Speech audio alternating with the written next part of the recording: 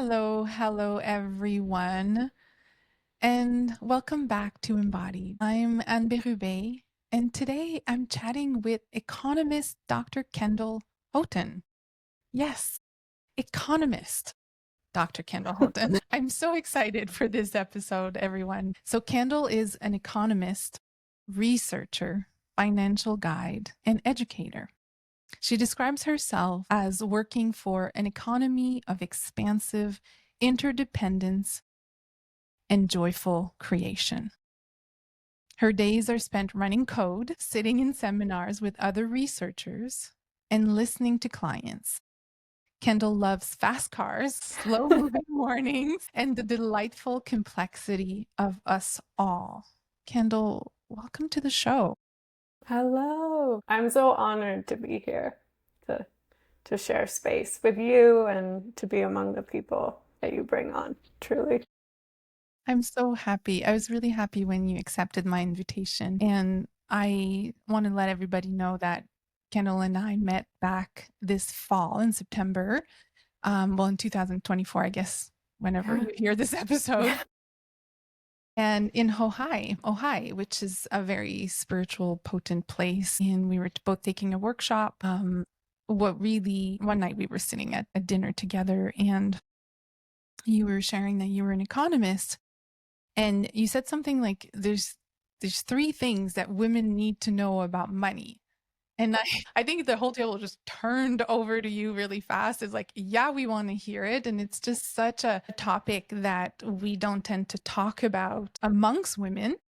And then women in the spiritual world, it's almost like there's a bit of a taboo, probably a remnant of religion, money and being of service or doing good in the world. They don't mix. Like those are not two things you mix. And so I was just so inspired by your clarity around it as a woman working in a very masculine world. So I'd like to just ask you to start, like, how did you get into this field in the first place? Well, and I'm interrupting just to say that I think especially for women, saying that you want money is saying that you want. Like it's a claiming of desire and a claiming of wanting things for yourself. Like not just wanting to be of service to others, but wanting to exist and experience and have yourself. And yeah, that can be very rebellious to say. Like, I want things, I want money, I want experiences. Yeah. Yes, that was something that we actually were exploring in that workshop is, we kind of got to a place where, okay, well, I need this and I'm going to ask for what I need, but like I want this and I'm going to ask for what I want has a very different energy to it. Totally. Right? Totally. Yeah. Yeah. And I got into economics. It's one of those things where I think it's really interesting that like a story is a narrative you tell around facts, right? So there are a couple different stories of like how I became an economist, like one of them is my mom's a CPA, my dad was a broker, I know about money. So You it's do. like, of You course I know about became. numbers. Yeah, like it was always a friend, right? Like we would talk about money at the kitchen table. I like knew numbers. They felt very calm to me. And then another story is when I'm 33, almost 34, and I was 10 when the Iraq War happened. And I remember trying to understand what was going on as a kid, which quickly became like a 10-year-old learning about geopolitics and economics. And I became very convinced, very young, that money ruled everything. And I have always wanted power. I'm a person that wants. And so it seemed like if I wanted to like shape the world, I should understand money. That is so healthy. I don't know the part where I say I was a power hungry 11-year-old. Well, I think at 11, your definition of power was Yeah, probably different than, how people use the word now. And yeah, I'm sure there was some innocence to that word at the time. But I think like a lot of us would be deterred as women to as young women, as 11-year-old girls, to think about power and to think about money. totally. And yeah, because that's not our place. No, that's not the ancestry we carry either. Yeah, and I think as I've gotten older, I've come to know now that I do have like a little bit of a different brain. And one of the things that I think is a gift is that I'm very good at like understanding one on one what a person's like vibes are sending out, but I'm a little bit oblivious of social cues. And so I never picked up on the cue that I wasn't supposed to be in the room doing the math. I just didn't notice, which has been a gift. It's a Yeah. blessing. Exactly. You didn't need those cues. You didn't need those Yeah. signposts to guide you in the world. You had your inner compass, and that was that. Yeah, it's probably a bad thing when I don't, not a bad thing. It's an interesting thing to navigate when I don't know like what I'm supposed to wear to a bridal shower. But like a very wonderful thing when I don't realize that I'm supposed to like when there are so many like subtle signals about rooms that you're supposed to be in and ways you're supposed to be in a place and yeah. Yeah, I definitely don't understand a lot of the cues in social spaces. Like I'm similar, not like I know, I'm sure we're different and similar as well. So I just I tap into, I connect with a different communication that's happening. So I'm missing this like overt, obvious thing that's going Yeah. on that everybody's part of, and because something to me is louder. Absolutely. I feel like there's like 100 dots that are showing up, and we've all agreed that we're supposed to pay attention to 12 of those dots. But I did not get the memo that those were the 12 dots, and I'm just like looking at all the 100. Yeah. I'm sure Yeah. a lot of people can relate to that because it's yeah, and then when you realize that that's a gift that you have, then you can really bloom and expand and become more of who you are in the spaces where you're celebrated for. Mm-hmm. That it's okay. Noticing the 100 dots. Yeah. Yeah. Yeah. Absolutely. So so around 11, so you were mentioning like that you connected with power and money, Yeah. and then you went to university to do um your graduate work as well, like in economy. Yeah. So I did undergrad in economics.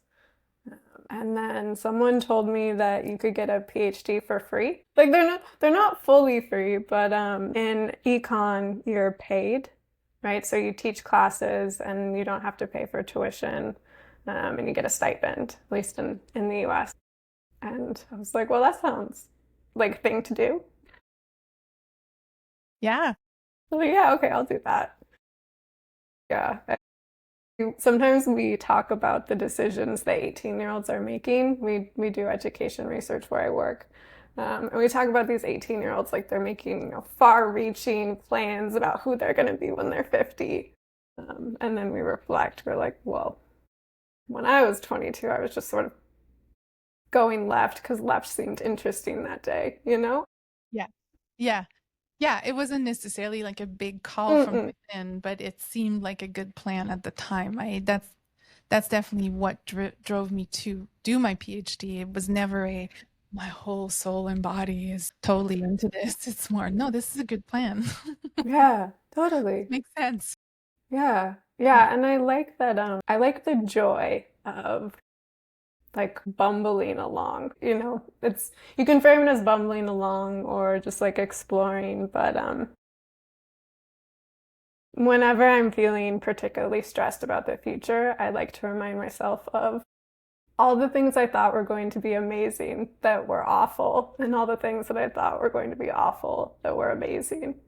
and just like, yeah, just this sort of, I don't know, who am I to say where where I'm supposed to go? Yeah, exactly. That there's a mystery to just allowing life Yeah, to move through you. And that's fun because not everything needs to be planned and predictable. yeah. And like, I've never been here before, at least that I remember. So I don't really know what the options are. Oh my God. So can you tell us what being an economist is? Yeah.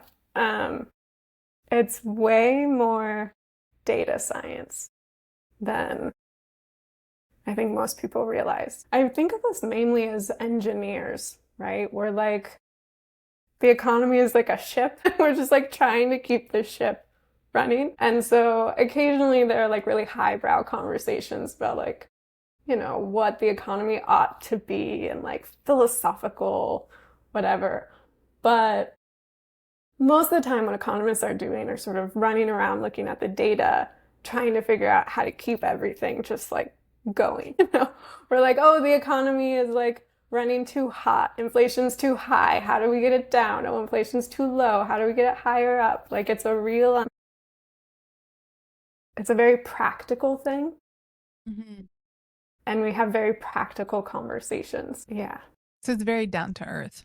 It's very down to earth. And we sometimes I get the like impression from like listening to the news or a podcast or something that people can see economists as people pulling the strings and trying to like design a system. And it's much more of a responsive thing where the economy is, right, we refer to it as an emergent thing, which is all these individual people are making choices. And then out of all those individual choices, it builds up to this like big, beautiful, chaotic system. And what we try and do is respond to the way people behave to figure out how to work with it to get us all where we want to go. So it's just like an engineering problem. So in the way you're talking about is very people driven then. Yeah, absolutely. I did not know that Hmm. at all. Like that's not Yeah. something I would have said. Yeah. And we layer a lot of language on top of it that makes it hard to know that. So instead of saying we're trying to maximize human joy, we'll say we're maximizing human utility. And you're like, Sound the same. yeah. Instead of being like, we just want everybody to like really be happy, we say we are solving the planner's problem to optimize human utility. And they're the same thing. Right. But yeah, if you don't know the language, then it just sounds like a bunch of robots doing who knows what. Yes. Yeah. Yeah. And so what brings you the most joy from this work? Because do you feel that it's really connected to your like your unique gifts and who you really are and what you're kind of meant to do? Yeah, so I'm very lucky in that I work on research teams. Hmm. So I'll be on a paper with three other people, and we all get to add our unique magic. So I have a co-author, Amanda, and she loves data problems. Like genuinely, if we find a problem in the data, I'm like, no, we found a problem in the data. This is such a headache. And Amanda, genuinely, her whole body lights up. Just like, there's a problem in the data. I have to solve this puzzle. So thankfully, there are the puzzle solvers. And I think my role is often a so what role. I think very big, very easily. And so I'm often, when we all start hunting down a problem and get really excited to solve a problem, I am typically the one that reminds us that we should stop caring about that particular problem because it doesn't really matter. And move on to Um, the bigger picture. yeah. Yeah. Yeah. That's really cool. So you hold the philosophical container or the vision. Yeah. Yeah. I can relate to that. That's definitely my favorite part, is to keep an expanded perspective on anything. I think that that's where solutions can come through, when there's no boundaries to our thinking. Well, and I think it's too a way that I think when I wanted to say, like, when we, to not take full ownership of the feeling of when I am in spaces where sometimes what I feel is that I can kind of sit with the economist, but I'm not as good of like a mathematician as the other people in the room. Or when I'm with kind people at a retreat in Ojai, that I can be with the emotional kind people at a retreat in Ojai, but I am a little too assertive to fully fit. You think? Sometimes I feel that I have like a sharpness and a masculinity that is not always well. It's not always, it's the place where I feel a little bit of like, is this part okay? You Hmm. know, like when I'm around a bunch of economists, the part that I'm like, is this okay, is the part that sometimes looks at the data and cries. Like Right. sometimes I just look at the poverty data and I cry a little bit. I hope you do. You know what I mean? Yeah. Yeah. And sometimes when I'm with people who would also cry at the poverty data, I feel a little like it's not a space for um, the fact that I really do love the scientific method. Yeah. Well, that's what attracted me to you when we were in Ohio, is that what you see is what you get, right? And I think that that's that masculine side you're talking about. It's just there's no game. Like, I'm not trying to play into some kind of pretending here, like this is me. And maybe it comes out as like, okay, well, maybe a little bit like sharp and masculine, but like to me that's very refreshing, because it's, this is me, this is you. And so there's no games. And I really, really appreciate that from you and from people who show up exactly Yeah. how it is. Well, and it is, I think I used to look out and feel like there were different like there it was like a deck of cards or something, and you picked the player card that you were going to be, or like a board game or something. Like, are you going to be, the priestess or the elf or the gnome? Like, who are you going to be in this Yeah. world? And it felt like I would try one on, particularly dependent on the like group of people I was in, and just like conveniently forget all the parts of myself that didn't fit. Mm-hmm. And I am slowly coming to find that the people I love are the people who keep all the weird, all the bits that don't seem to make sense. Yeah. Yeah. And there's also a way that you naturally would show up if there was no expectations. And that's a liberating persona to take. Like, it's not even a persona, it is who you are. And hopefully you have a lot of spaces you can show up like that, just as your as your let's talk about, so this podcast is on trust, right? Yeah. And so you probably bump against, because one of the thought, around trust is this idea that I can trust both sides of my nature. Like, I can trust my masculine side and I can trust my feminine side, and that really both have a place.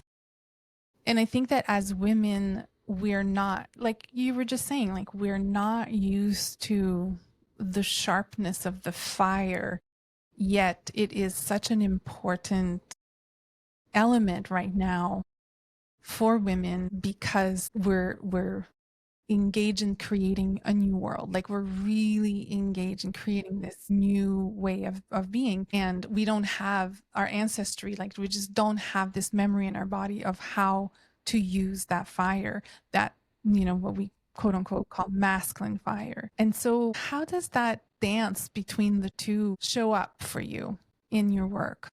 Yeah, and I feel like there's two pieces. which is one, like allowing yourself to show up in any place that involves money in a, like, in quotes, traditional feminine way. And then the ability to love the masculine financial part of ourself, right? So it's like we can go into these spaces in a soft way. It's like, is soft even the right word for it? But we can go into these spaces in a more traditionally feminine way. But then we can also allow ourselves to honor the gift of the masculine way of thinking in our own life. So, in that, like, something that I really love about math as a language is that it's incredibly precise. So, I always joke with people that watching where your money goes is shadow work. So, like, looking at your credit card statement or having like a budget tracker is shadow work. I like that. Yeah, because you look at where you spent your money and it's very confronting because you learn a lot about yourself and the shadowy bits of who you are.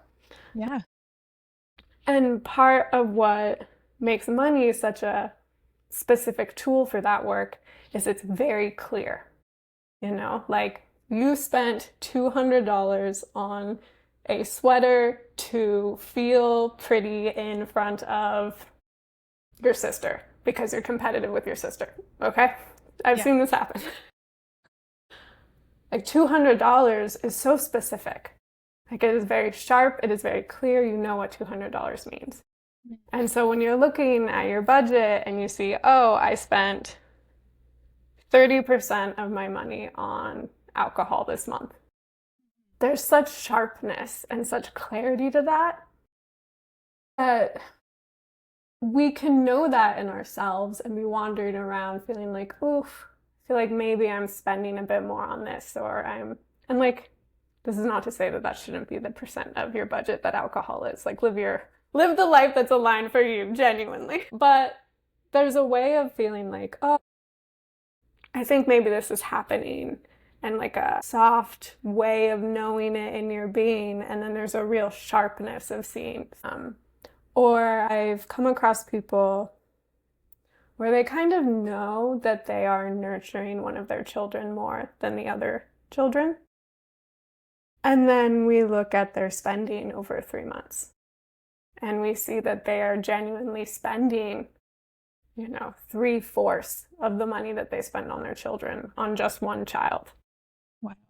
And there's a clarity to it that math provides. And so I think bringing in money and bringing in numbers as another tool for self-awareness and self-knowing.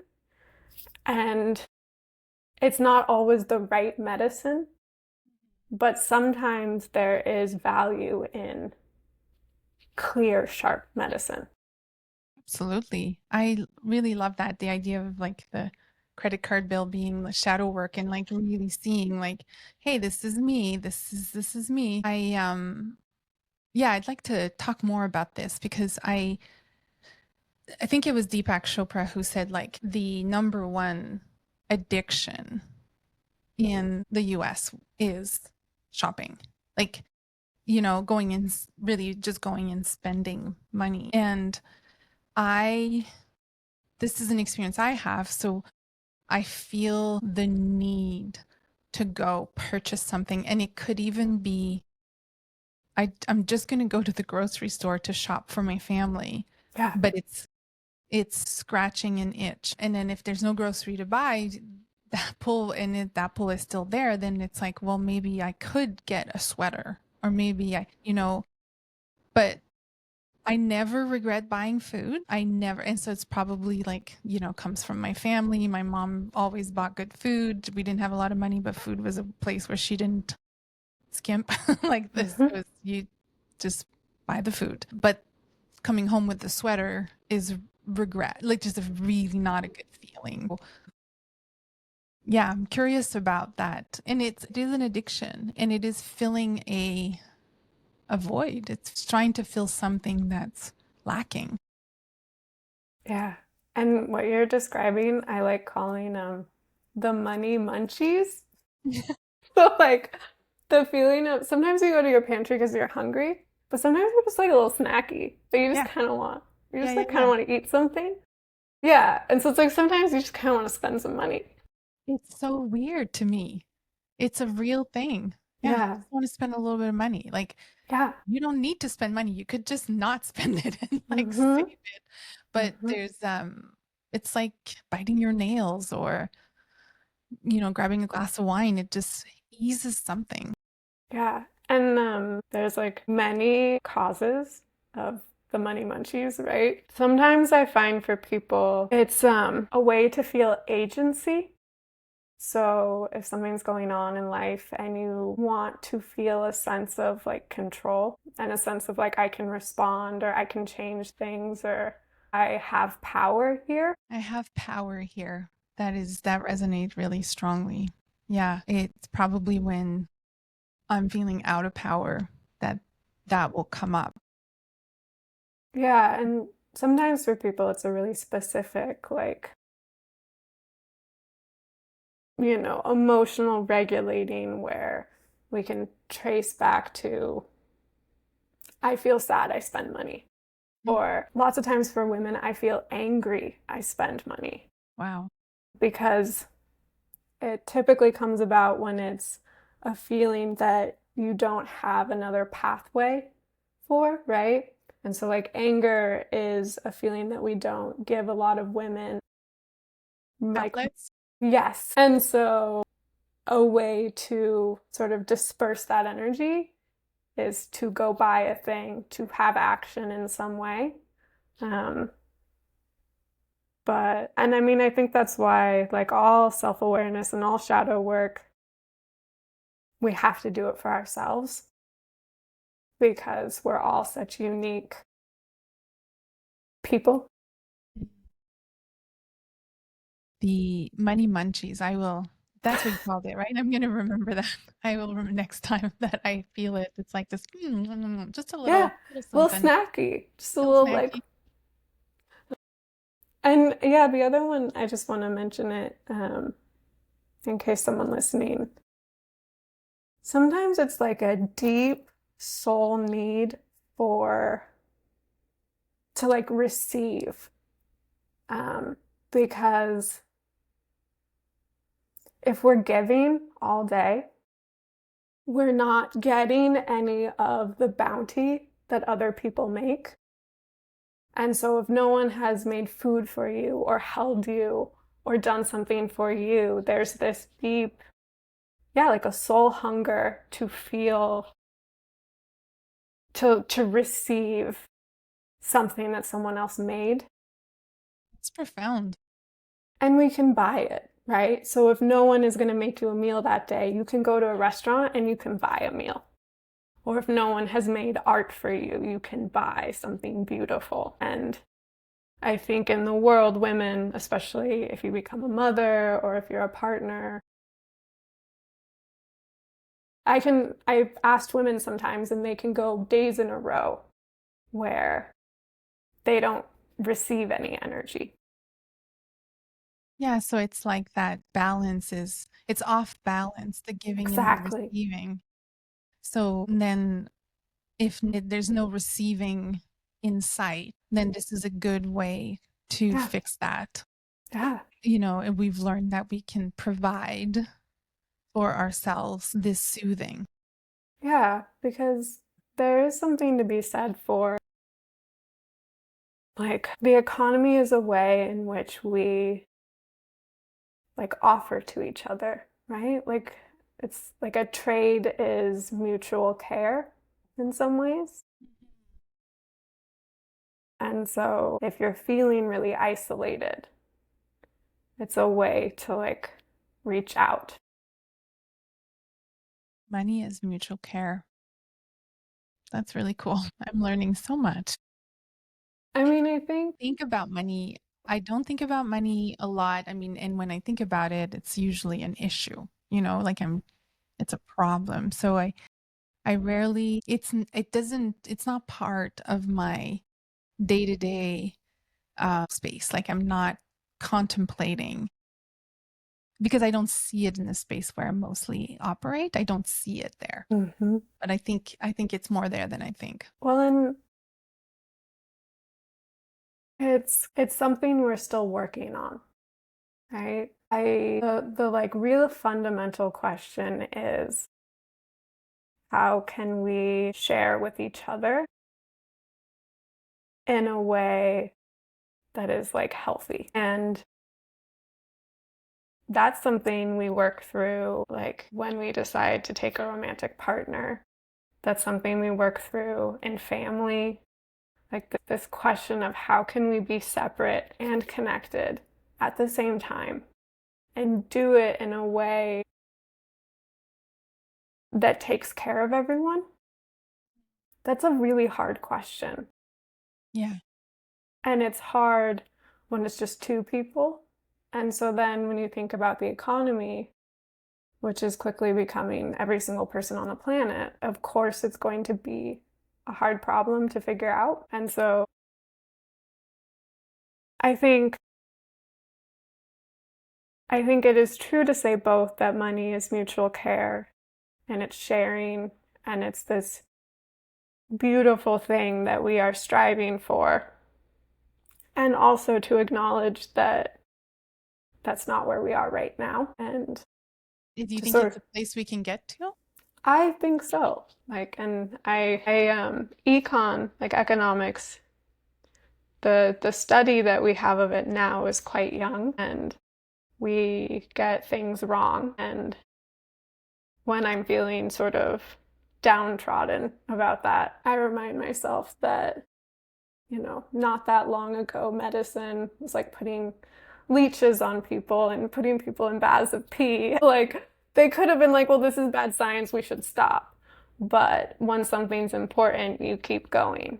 And so I think the spirit of a world in which we can share our gifts with each other is something worth working for. And so let's go. I agree. I agree. It's quite foreign to me to think about that, but I can see that I must have come originally from a feminine place, from a more What are inclusive, they? connected place, and then it can return to that. It's just we're in this in between where it's lost its roots or its grounding with what really matters and what it really is supposed to be about. Yeah. Well, in one way, it's like thinking about it as I'm a person that can try and get as much from other people as I want. That's the economy, is every person just fighting to collect as much as they possibly can. And another perspective on it is we could all be here and live completely isolated from everyone else and do everything for ourselves independently. And instead, what we've decided to do is work together. Like that's someone like built the house that I am in right now. And someone made the food that I ate this morning. And I am not doing that work. Instead, I'm doing this like pretty, this job that would not be necessary if it would not be possible and would not be necessary if we weren't all working together, like, right, strongly. Yeah, I love that. So what are the top things that you think women should know about money? I think, like, before anything else, just like permission to feel the way you feel about it. I think because it's a topic that we're not all particularly comfortable with, what we can do is mimic each other. And because we're mimicking, we become really separate from our own intuition, our own feelings, our own way of being in the world. And so then when there are in the process of like mimicking someone else's financial life, we feel a pang of, well, I don't want to buy a house. I want to buy a trip or a piece of jewelry or art or insert whatever. We can feel like we're wrong. that we're built wrong, or I've heard a lot of, I'm stupid, I'm bad with money, I don't know what I'm talking about, I'm reckless, like this really punishing language, when really it's just that the financial script a person is following is not meant for them. So you're saying that the first step is to honor the honest experience, direct experience of our intuition around it, and not Yeah, judge ourselves for how it actually feels. yeah. And to start listening. Because I think when we feel like there's nothing we can do about something, the instinct can be to just tell ourselves to shut up, right? You're like, well, that emotion has no purpose. So just like go away. And I think there's so much that can be done to live a life that feels more aligned with who you really are. And the first step to getting there is to start allowing that again and start hearing it again and start affirming that if you feel like contorted or itchy in some way, that that's okay. That's okay. Yeah, I like that. That's self-love. Everything can, should start there, really. Yeah. So I'll share something, an interesting pattern that I've noticed with myself as well, and maybe you can give me some of your insights. So when there's not enough money, I've always had the capacity to put my head down and work towards getting money. But then it's almost like there's a place that when it hits that number or hits that place, I lose that drive. Mm-hmm. Yeah. And I wish my number was high. You know what I mean? But it's really happens completely subconsciously. Like I'll just, okay, now I guess now there's no panic. And so I don't need to push as much. And then what I realized in the last, 3 decades of doing, 3 decades, I guess, yeah, of doing, well, no, 2 decades of doing this work is that that's just a back and forth, and it's really not who I am. Like this, it's really what's underneath it all that really matters. This back and forth is a little annoying. This is very common. Is it? Oh, good. And I know people who that number is the amount of credit card debt that feels appropriate. Or like they can fight to make sure it's only negative 4,000. And then they're back into, willingly sharing money with friends or willingly, it's very common to sort of pick a number Right. and to have like a fierce nature when you're under that number and to have that just go away once you're over it. Yeah. Yeah. And I And think some people have high numbers hi, and never yes, stop. yes, yeah, It's like, yeah. what makes me stop? And the pushing it doesn't work well with the work that I do either. Like I don't want to push anymore. I just want to invite and allow. Like I just want to, you know, be listening and be taken through life. But, you know, yeah, what makes people have a high number and never stop?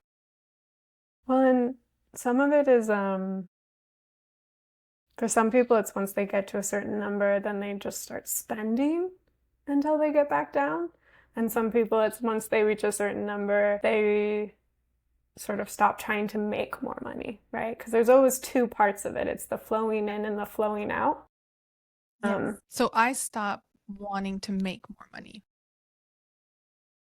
And when you imagine having more than that, Hmm. what's the first thing that you feel? Like, yeah. Completely honestly, there's a fear there. Yeah, totally. Never put a word on it before until this moment. Like, because I knew when you started asking the question, I was like, this is where she's going. I could feel it in my stomach. Yes, The idea of yes. having the idea of having like that bigger number or surpassing that threshold, um, it feels like I'd be lost. Hmm. Yeah. No, because some people it's a fear of how their community would greet them. Mhm. But the word lost is very, like, is it that you wouldn't know what to do with that money? Would I be able to do the right thing? Would I be able to, Mhm. yeah, yet I believe I have a desire for that expanded space, that expanded financial space, but there's a fear that's definitely there of I don't think I would know what to do with it except spend it, Mhm. which is not, would not be helpful. It would just make me feel bad. Yeah, and so you're protecting yourself from a situation in which you would feel worse, hypothetically, because you'd just be like, if when you spend in a way that doesn't feel good, you feel bad. And right now, what you're forecasting is if you had more money, you'd just spend it on all these ways you'd feel bad. You're like protecting yourself from a situation where you just feel really bad. Like, that makes sense. Yeah. Yeah. Yeah. A question I love asking people is, would you hire yourself as your financial manager? Right? I Like, would you trust yourself to be the like CFO of your family, kind of a thing? mm, And I mean, to me, it sounds like if you want to go higher than that number, then yeah, it's building that trust and being really like, there's one way where, and it really depends on the person's brain. Like, for you, you could be a person where if you just look in the mirror every morning, you're like, I trust myself to have this money. Like, mhm. that could be it. It could be that in order for you to say that with real integrity, like some education or keeping track of all the times that you are wise about money to build a body of evidence. Whatever you need to realistically say, I trust myself. It's so subjective though, how you see yourself with money. Like, 'cause you could say, I don't spend on frivolous but what does that even mean? Because for some people, frivolous things are essentials, and for other people, essentials are frivolous. So then that's when the ego steps in and can really convince yourself, well, I mean, I don't spend anything extra. So why am I not making more money? I can't cut anywhere. And it's like, I love the word reasonable when it comes to money. Like, it comes out a lot, and I'm almost yeah, like, it's so subjective. what does that even mean? That's not science. Yeah, yeah, yeah. Yeah, and I think for you, something that people who are sort of further along a self-awareness path can be really useful is a manifesto of you really coming up with what does financial health mean to you?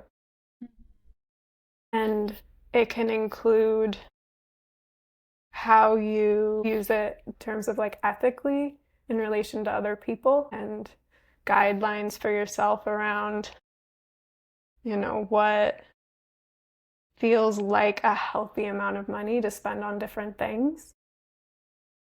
And really like sit down and dream up for yourself what behavior would allow you to be trustworthy. And it sounds like for you, part of it is not spending in a way that makes you feel bad. And I'm curious if that's like a true bad, like a true this isn't good, or if it's shame that's not actually yours. That's a very good question because often when it happens and it's not nothing big or, like I didn't spend on something big and it's not even that big of a deal. So it Yeah. feels like it's a shame that doesn't belong to me almost because yeah, I don't recognize it. You're like, this is a this is a Yeah. foreign body. Yeah, yeah, exactly. And yeah, I mean, I can see where it comes from, on both sides of my family, and especially with making money as a person in this, as a spiritual teacher. Like, Totally. there's such a no-no growing up Catholic and is not okay. So I think It's like, Mhm. okay, so it's like this pleasure of treating myself. I didn't earn it. I didn't really earn it because you should be doing all this for free. And it's allowed to be just okay enough. Like you're still in service if you're just, like the word stipend, right? Like if you're just buying yourself food and you're just making sure you're sheltered, like it's okay to ask for that. Yes, But how that's dare you? your desires. Or something that is a desire, not a need. And again, I'm sure people have very different definitions of what a need and a want is. Yeah. If you Well, grew up in abundance, like a need would be to have a certain level of lifestyle. and I think for you, like when we are generous and we care about the experience of other people, knowing that we have joyful work and that there are people in the world where work is incredibly taking from their life force energy, it is hard to sit with. Yeah. It just is. And then to take it another level and say, not only will I be joyful in my work, but I will have so much from this work that brings me joy that I can then also take a trip somewhere. How is that fair? Yeah, exactly.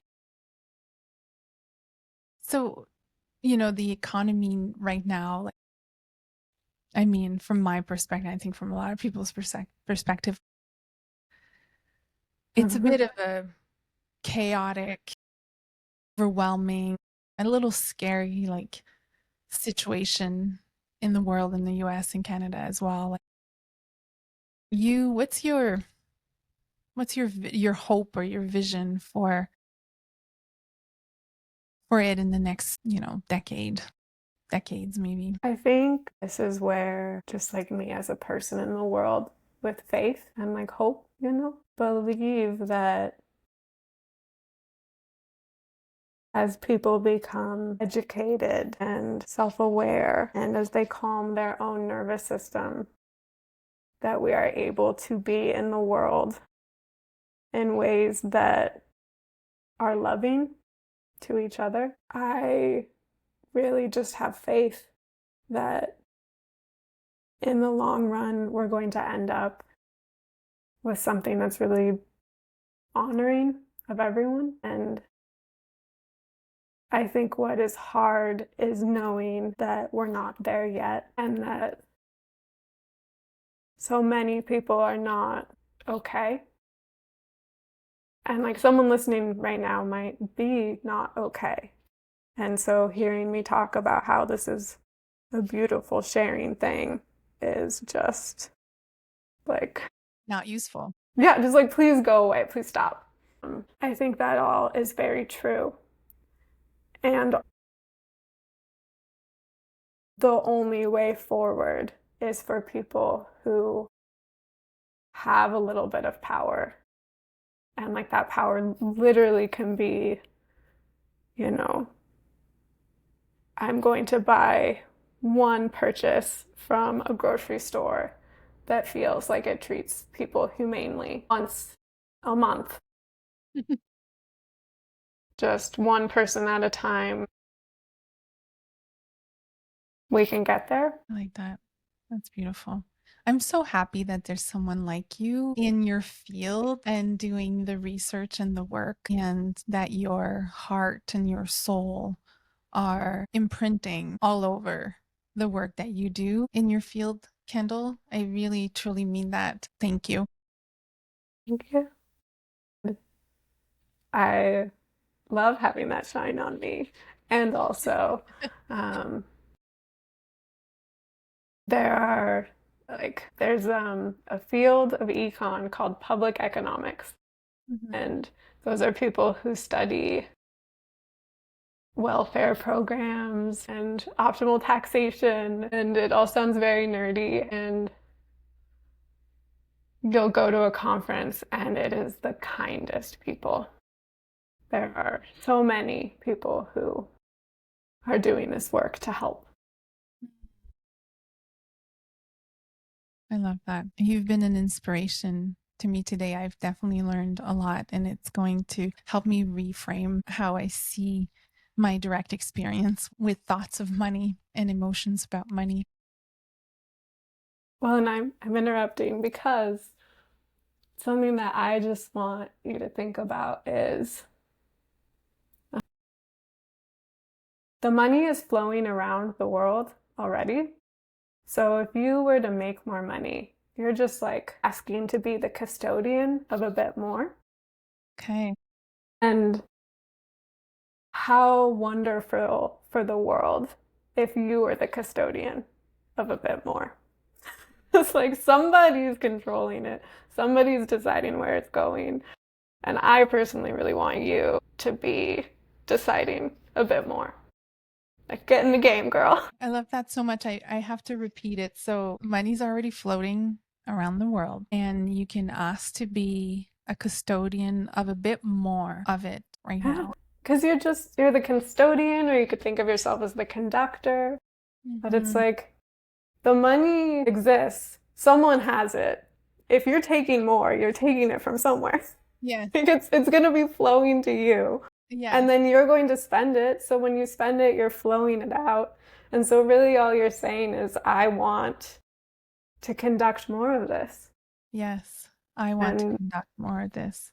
yeah, and I personally think you're a great candidate to do that. Hear that, universe? But really, I like, know, I love that. where are you going to send the money? I imagine you will send it to places and people who could use some energy. Mhm. Yeah, like, and I think that's that utopia, right? That, or that where we're going is that then it is a flow of using your unique gifts so that you can let people know, give them the permission to just be themselves and to love Yeah, themselves and to be more of who they can be. That's where I would put it.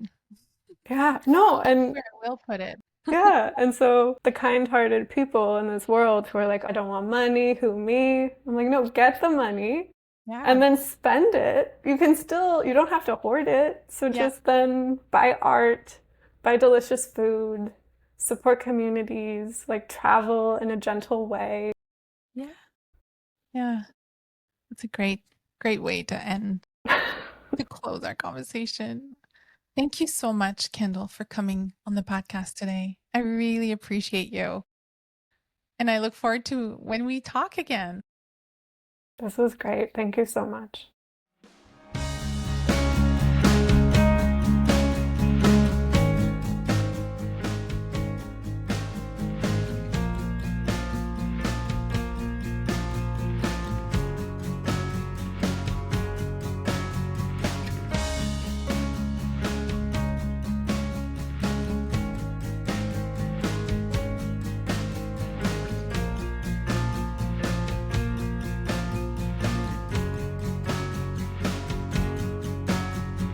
Words on the street, they say that you don't care about me anymore. But you know it's in the way they walk, in the way they talk. I don't believe a thing, I don't believe a thing they say. You know I love you anyway, anytime, any place. You mean the world to me, you mean everything to me. And that's why I say, this is your life.